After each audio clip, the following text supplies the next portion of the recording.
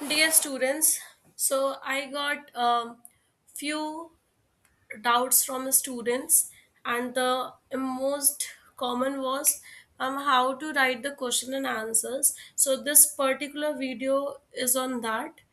I'll be like in a very brief or rather in a short way. I'll be explaining that what all things must be there in your answers to make it a confined or very like कि आप उसमें marks fetch कर पाओ। ठीक है, तो जैसे मैं शॉर्ट क्वेश्चन से शुरू करूँ तो मैंने कुछ शॉर्ट क्वेश्चन लिए हैं, मैंने कुछ लॉन्ग क्वेश्चंस लिए हैं। अब लेटर सपोज के 2 मार्कर क्वेश्चन है और आपके एग्जाम में क्वेश्चन पूछा हुआ है कि हु इज अ हिंदू।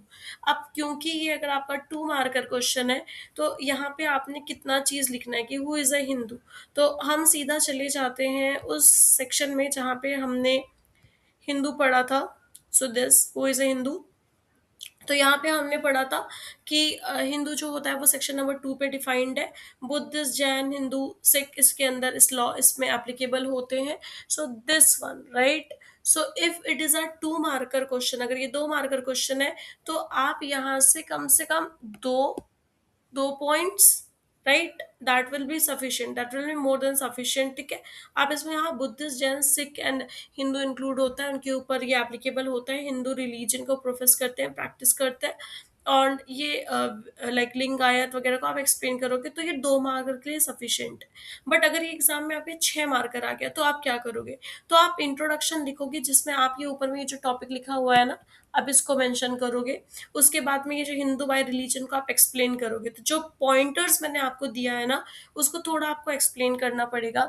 उसके बाद जैसे मैंने यहाँ पे बाइफर्केशन दिया है कि हिंदू बाय बर्थ कैसे होता है, कन्वर्शन कैसे होता है, फिर आप इसको मेंशन करोगे। और बहुत अच्छा होगा अगर आप ऐसा कर जाओ कि ऊपर में आप लिखोगे कि किन के ऊपर एप्लीकेबल होता है, और फिर 3 आप उसमें से टेबल्स के फॉर्मेट पे ऐसे से निकाल दो कि Hindu by birth, Hindu by religion, and then conversion और रिकन्वर्शन, एंड लास्ट में किसके ऊपर ये एप्लीकेबल नहीं होता। तो अगर आप ऐसा भी अगर अपने आंसर को बना के लिख दो, और एक दो केसेस जैसे कि ये देखिए लैंडमार्क केसेस है। अब 6 मार्कर है, हमें आंसर को बहुत अच्छा वैल्यूबल भी बनाना है एट द सेम टाइम, तो आप कोई भी 2 केसेस उसमें लगा दो, तो that is just more than for 6 marker. ठीक है, अब एग्जाम में ये लाइक ये 6 मार्कर के लिए ऐसे तो हुए से हिंदू तो आएगा नहीं, इतना बड़ा क्वेश्चन वो को पूछेगा नहीं।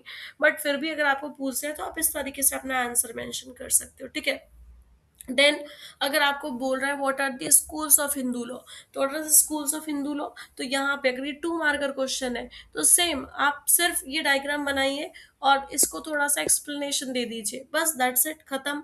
अगर ये आपको 6 मार्कर पूछा है तो मिताक्षरा स्कूल के आपने पॉइंट समझा दिए थोड़े से, और आपने दाएं भाग के समझा दिए, that is more than for 6 marker. अब अगर ये आपने को 12 मार्कर पूछ दिया है तो आप यहाँ के दोनों लैंडमार्क केसेस को भी इंक्लूड कर लीजिए, that's it. That is how you have to like enhance your answer. आपका पूरा आंसर इस पूरे वीडियो में ही है, बट आपको समझना होगा कि कितना कंटेंट आप कितने मार्कर के लिए लेने वाले हो, दैट्स इट। इतना ही आपको समझना है। जैसे कि यहाँ पे एक क्वेश्चन है कि व्हाट डिफाइन कस्टम। अब एग्जाम में पूछ लिया है define custom, what is a valid custom, दोनों क्वेश्चन ऑलमोस्ट सेम ही है। तो अब इसका अगर अपन को आंसर चाहिए तो हम जाते हैं सीधा यहाँ पे। हमने यहाँ पे देखा था कस्टम्स की क्या प्रॉपर्टी होती है, that is the property for valid custom. 2 marker आ रहा है तो ठीक है। और अगर आपको ये मान लेते हैं बोल दिया 6 मार्कर, तो आपको जो 3 क्लासेस मैंने आपको पढ़ाया, 3 टाइप्स पढ़ाया, class custom, local custom, family custom, आप उसको मेंशन करके उसको थोड़ा सा इलैबोरेट कर दीजिए, that's it. So that is what I have told कि आंसर्स आपकी वीडियो के अंदर ही है। आपको कहीं बाहर जाने की जरूरत नहीं है, सोचने की और जरूरत नहीं है, बट आपको समझना पड़ेगा कि असेंबल कैसे करना है उन चीजों को। फिर जैसे कि आपका इंपॉर्टेंस ऑफ जुडिशियल प्रेसिडेंट, तो जुडिशियल प्रेसिडेंट आपको बोल रहा है, तो कल आपको याद है कि मैंने आपको समझाया था कि जैसे मॉडर्न सोर्सेस है ना, आपको याद होना चाहिए शायद। तो आप यहाँ पे आएंगे सोर्सेस ऑफ हिंदू लॉ, फिर आएंगे आप मॉडर्न सोर्सेस में, फिर आपको याद है मैंने आपको बताया था कि ये नेचुरल लॉ पे डिपेंड करते हैं, कि अगर मान लो इनके आंसर एंशियंट पे नहीं मिल रहे हैं तो हम इनके आंसर्स नेचुरल लॉ से डिराइव करते हैं। अब मान लो कि कोई डिसीजन है तो वो डिसीजन के जैसा ही एक पहली बार जो डिसीजन बना, उसके सिमिलरली और डिसीजंस आए हैं, तो वो आपके प्रेसिडेंट कहलाते हैं, राइट? तो वहां से आप प्रेसिडेंट के कॉन्सेप्ट को समझते हो।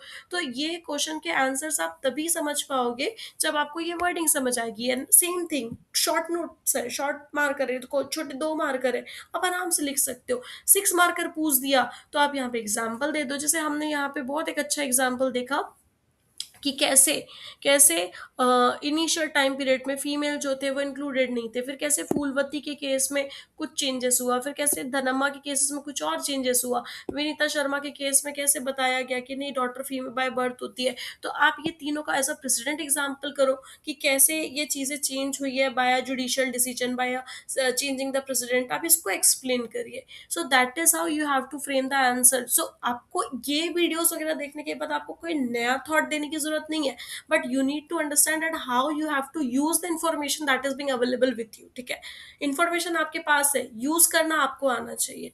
फिर आपको कंपेरिजन विद मिताक्षरा एंड दाय भाग, तो हमने इसको किया ही था पिछले क्लास में, बहुत प्रॉपर मैंने आपको डिफरेंस बताया था। और अब तो आप बहुत अच्छे से पढ़ चुके हैं। तो यहाँ पे मिताक्षरा दाय भाग का एक बहुत क्लियर कट, यहाँ पे आप ये सारी चीजों का, लैंडमार्क केसेस का, सबका आप एग्जाम्पल यूज कर सकते हो depending upon your marks. 6 marker पूछा है, सिंपल डिफरेंस लिख दो। 12 मार्कर पूछा है, तो ये 2 एक्सप्लेनेशन जो आपको बड़ा बड़ा भी एक्सप्लेनेशन पढ़ाया, आप उसको भी इंक्लूड कर दो। Role of custom, the same thing, जो हम कस्टम के बारे में पढ़े उसको इलेबोरेट कर दीजिए। Difference between ancient and modern, तो एंशियंट एंड मॉडर्न का क्वेश्चन पूछ रहा है, तो अगेन आप पूरा डायग्राम बनाइए, एक एक एंशियंट मॉडर्न सोर्सेस को प्रॉपरली इलेबोरेट करिए, तो वो 12 मार्कर बन जाएगा। 6 मार्कर है, तो उसको अपने पेजेस के हिसाब से कितना कंटेंट आपको मेंशन करना है। अगर आपको दो, लाइक आपके टारगेट है कि आपको 3 पेजेस कवर करनी है, तो टेबल के अलावा आपको कितना और एडिशनल सब में लिखना पड़ेगा, थोड़ा कैलकुलेशन करके आपको करना पड़ेगा। बट यस, आपने जो पढ़ा है वो सफिशिएंट है, आपने आंसर वहीं से लिखना है। सोर्सेस ऑफ हिंदू लॉ, तो ये दोनों अगेन आपके सिमिलर टाइप के क्वेश्चंस है। Concept and nature of Hindu law, ये हमने पहले ही क्लास में पढ़ लिया था, ये क्वेश्चन आएगा तो कैसे करोगे? तो यहाँ पे आपको हिंदू लॉ का एक्सप्लेन करना है। 2 मार्कर पूछा तो, 6 मार्कर पूछा तो हु इज अ हिंदू भी ऐड कर दो। और उसके बाद में 12 मार्कर पूछा तो लैंडमार्क केसेस भी आप इसमें अपडेट कर दो। That's it. You need to understand कि जितने मार्कर का क्वेश्चन है, आपको कैसे उस मार्क के हिसाब से अपने कंटेंट को ऐड या सब्ट्रैक्ट करना है। अगर आपको ये चीज समझ आ गई, तो बस फिर आपके सामने कोई भी क्वेश्चन क्यों ना आ जाए, आप उसका आंसर बहुत अच्छे से लिख करके आ जाओगे। अगर आपका कॉन्सेप्ट क्लियर है, आप अगर 12 मार्कर के लिए रेडी हो, तो आप 2 और 6 मार्कर आराम से कर सकते हो। इनफैक्ट अगर आप 6 मार्कर के लिए रेडी हो, तो 2 मार्कर के लिए आप उसको थोड़ा कम कर लीजिए, सब कंटेंट कम करिए, और 12 मार्कर के लिए आप उसको थोड़ा इलेबोरेट कर लीजिए। आपका कॉन्सेप्ट क्लियर है, आप आराम से कर सकते हो। ठीक है, 2 मार्कर 4 पॉइंट्स काफी होते हैं, 6 मार्कर 3 से 4 पेजेस काफी होते हैं। व्हेन आई से पेज, आई मीन 1 2 3 4, मैं 2 पेज बोलती हूँ, इसका मतलब होता है 1 2 3 4, 4 पन्ने ऐसे होते हैं। 12 मार्कर तो 6 पेज काफी होते हैं। तो these are like more than enough. मैं तो आपको मोर देन इनफ का कंटेंट बता रही हूँ, मतलब काफी होते हैं। अब दैट अगेन डिपेंड्स कि आप लिखते कैसे हैं। कई बच्चे क्या करते हैं, फैला फैला के लिख देते हैं। कई बच्चे बहुत कंसाइज वे में लेकिन बहुत क्लियर क्रिस्प चीजें लिखते हैं। So that completely depends. ऐसा कोई थंब रूल नहीं है कि हाँ 6 पेज ही मुझे को लिखना पड़ेगा, 4 पेज लिखना पड़ेगा। It's completely depend upon your content, and along with that the beauty of the elaboration that you are being using in your answer. So that is how, so तो आप आंसर्स को बहुत आराम से लिख सकते हो। आपको पता होना चाहिए कि हाँ कंटेंट को आपको कैसे ऊपर नीचे करना है, that's all thing very easy. आप आराम से कर सकते हो। फिर भी अगर आपको डाउट आ रहा है, तो आप सिमिलर वे में मुझे कमेंट करिए, कमेंट करके यहाँ पे बताइए, या आप मुझे मैसेज कर सकते हो, मेल कर सकते हो। I will be again elaborating further on this. तो ठीक है, okay, thank you with this.